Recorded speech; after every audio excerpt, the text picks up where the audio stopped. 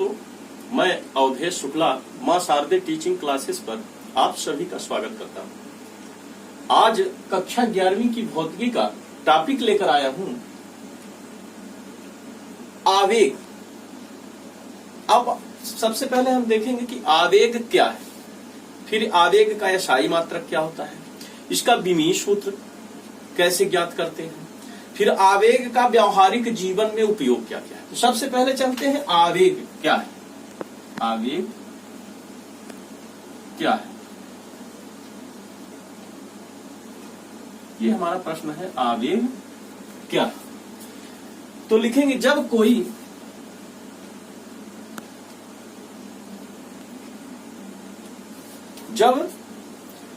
कोई बल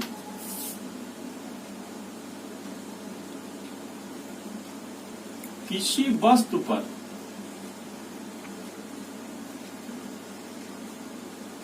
अल्प समयांतराल के लिए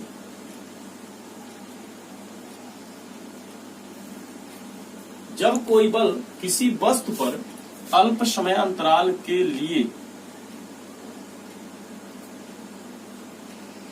लगाया जाता है तो बल और समयांतराल के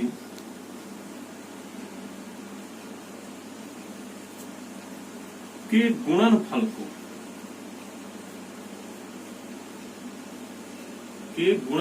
को आवेग कहते हैं।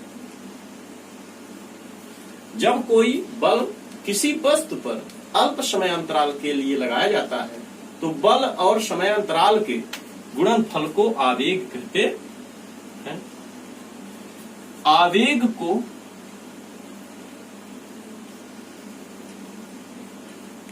टाउ वेक्टर से प्रदर्शित करते हैं।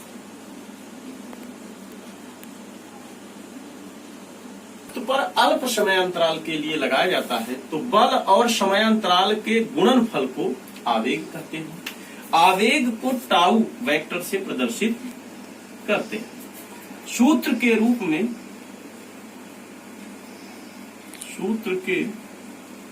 में टाउ वेक्टर बराबर एफ वेक्टर गुणे डेल्टा टी। टाउ वेक्टर बराबर एफ वेक्टर गुणे डेल्टा टी। अब बात आती है, इसका एसआई मात्रक क्या होता है। इसका एसआई मात्रक क्या होता है, तो एसआई मात्रक हम कैसे ज्ञात करते हैं इसको देखेंगे। तो इसका एसआई मात्रक पहले तो ये जानेंगे, आवेग एक सदिश राशि है। आवेग एक सदिश राशि है। विमीय सूत्र मात्रक आगे निकालेंगे। मात्रक देखते हैं, मात्रक कैसे निकालेंगे। यहां पर एफ वेक्टर है, ये बल है, तो बल का मात्रक क्या होता है, न्यूटन होता है। ये डेल्टा टी है, इसका मात्रक समय का मात्रक सेकंड होता है। तो आवेग का मात्रक क्या होगा, न्यूटन गुणे सेकंड, यानी न्यूटन सेकंड, ये इसका मात्रक होगा। ठीक है, आगे चलते हैं, देखेंगे सीजीएस मात्रक क्या है। अभी हमने एसआई मात्रक देख लिया, न्यूटन सेकंड, ये हुआ। अब सीजीएस मात्रक, सीजीएस मात्रक में डाइन सेकंड होता है, डाइन सेकंड। अब आगे आते हैं, आवेग का विमीय सूत्र। आवेग का विमीय सूत्र लेते हैं। आवेग का विमीय सूत्र कैसे निकालेंगे, तो सबसे पहले हम बल का विमीय सूत्र निकालेंगे। तो बल का विमीय सूत्र डायरेक्ट लिखेंगे, ml t की घात -2। क्योंकि इसके पहले हम जान चुके हैं क्या होता है, बल बराबर द्रव्यमान गुणे त्वरण, इसकी सहायता से निकाल लेंगे। बल बराबर द्रव्यमान गुणे त्वरण, तो ये हो गया। अब डेल्टा टी का क्या होगा, टी होगा। यहां पर टी की घात 1 और यहां पर टी की घात -2 है। -2 में 1 को घटा देंगे, जब घटाएंगे तो क्या होगा, यम यल टी की घात -1, और ये इसका क्या होगा, इन्हीं सूत्र होगा।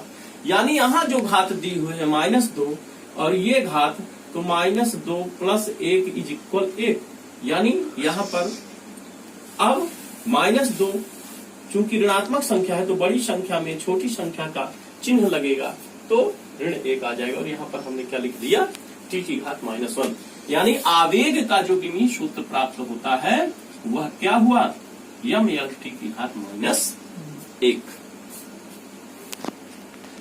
अब हम चलेंगे आवेग का दैनिक जीवन में क्या उपयोग है। आवेग का दैनिक जीवन में उपयोग, व्यवहारिक उपयोग क्या आवेग। तो सबसे पहला लेते हैं, पहला उदाहरण है कि क्या कारण है कि क्रिकेट के खिलाड़ी गेंद को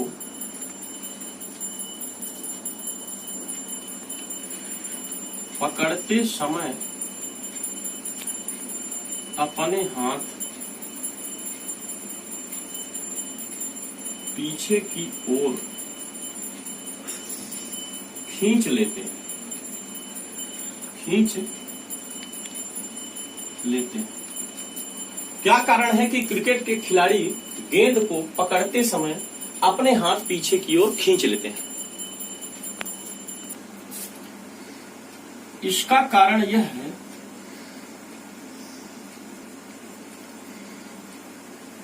कि जब खिलाड़ी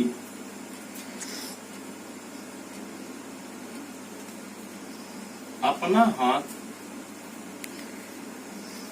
पीछे की ओर खींचता है तो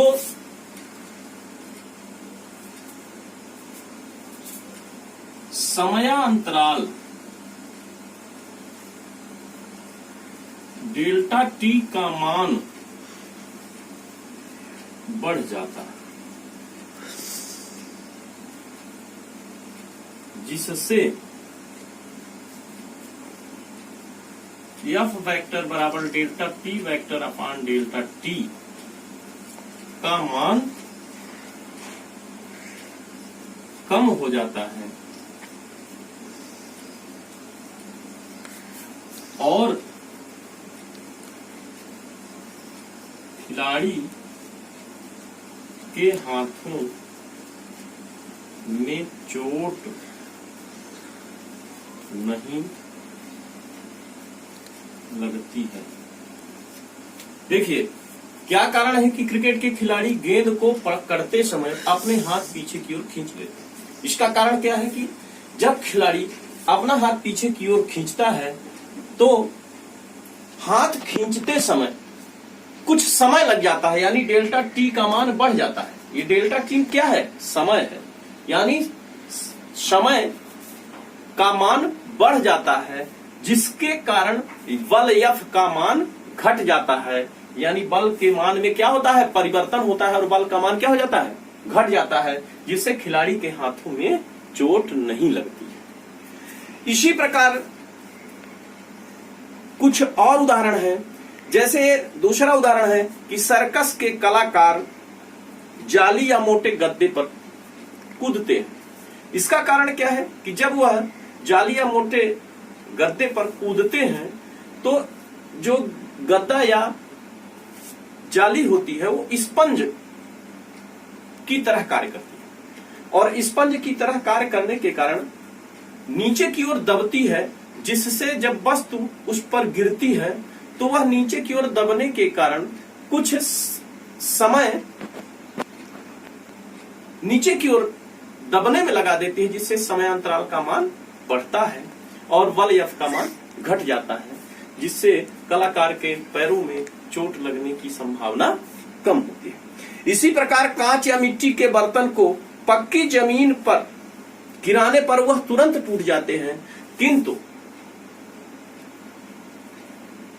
मिट्टी पर या जमीन की सतह पर, सामान्य जमीन की सतह पर या गीली मिट्टी की सतह पर गिराने पर वो आसानी से नहीं टूटते हैं। ये इसमें भी वही कारण है कि समयांतराल का मान बढ़ जाने के कारण बल F का मान घट जाता है।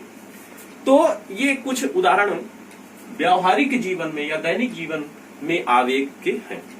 आगे चलते हैं न्यूटन के गति का तृतीय नियम। न्यूटन के गति का तृतीय नियम। न्यूटन के गति का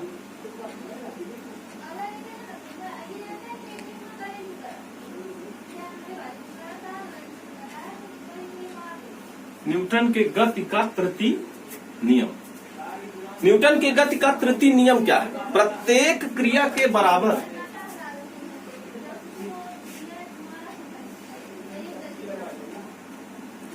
प्रत्येक क्रिया के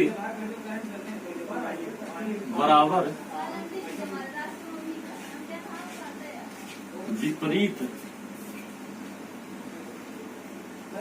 प्रतिक्रिया होती है।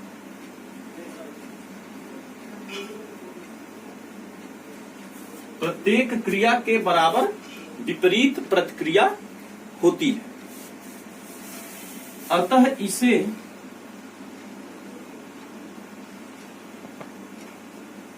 क्रिया प्रतिक्रिया नियम भी कहते हैं। क्रिया प्रतिक्रिया नियम भी कहते हैं, अतः इसे क्रिया प्रतिक्रिया नियम भी कहते हैं। माना यदि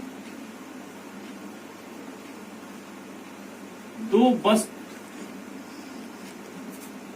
वस्तुएं एक दूसरे पर बल लगाती,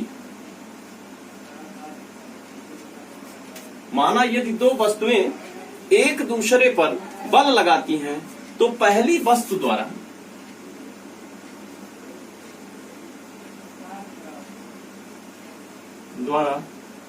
दूसरे वस्तु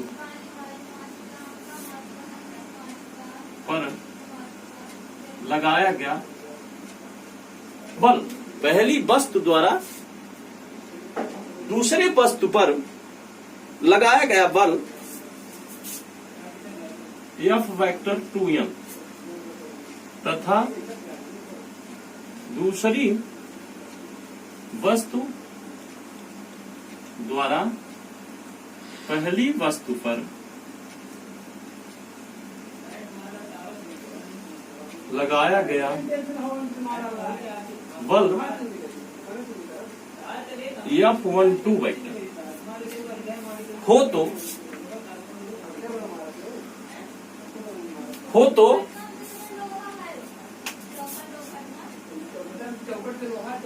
F21 वेक्टर बराबर minus F12 vector. F21 vector बराबर माइनस F12 वेक्टर। इसका मतलब यह है कि यदि दो वस्तुएं एक दूसरे पर बल लगाती हैं तो पहली वस्तु द्वारा दूसरे वस्तु पर लगाया गया बल F2n वेक्टर तथा दूसरी वस्तु द्वारा पहली वस्तु पर लगाया गया बल F12 वेक्टर हो तो F2n वेक्टर बराबर माइनस F12 वेक्टर।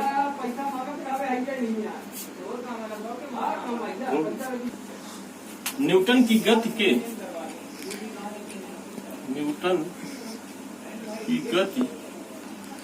के तृतीय नियम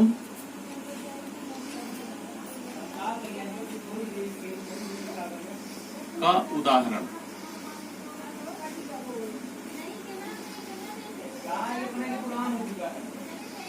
पहला उदाहरण है जब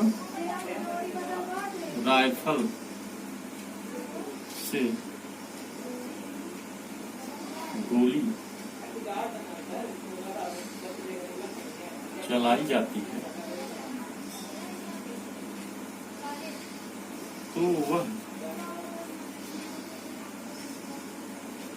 पीछे की ओर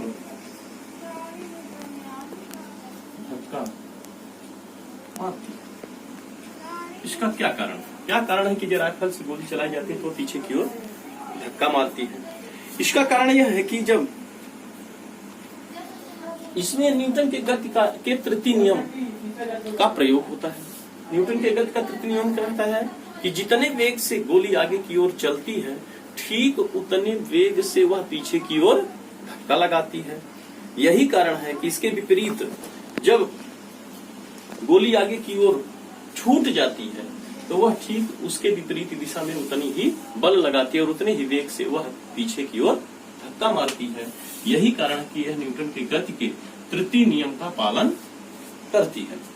दूसरा है जब व्यक्ति पृथ्वी पर चलता है तो वह पंजों के द्वारा तिरछा बल F पृथ्वी को दबाता है। यहाँ पर जब कोई व्यक्ति पृथ्वी की जमीन की सतह पर चलता है तो वह पंजों से पृथ्वी को दबाता है, जिसके कारण वह आसानी से जमीन की सतह पर चल पाता है। यहाँ पर भी न्यूटन के गति के तृतीय नियम का पालन होता है। क्यों? क्योंकि यदि सामान्य व्यक्ति को रेगिस्तान में चलने के लिए कह दिया जाए तो वह आसानी से नहीं चल पाता है। उसका यही कारण है कि रेगिस्तान पर पंजों को जब दबाते हैं तो हमारे पंजे अंदर की ओर धंस जाते हैं, जिसके कारण हमें प्रतिक्रिया बल प्राप्त नहीं होता है। तो इस प्रकार स्पष्ट है कि न्यूटन के गति के तृतीय नियम का यह पालन करता है। तो आज का वीडियो हमारा यहीं तक। अगली वीडियो में फिर मिलेंगे, तब तक के लिए सभी से जय माता दी।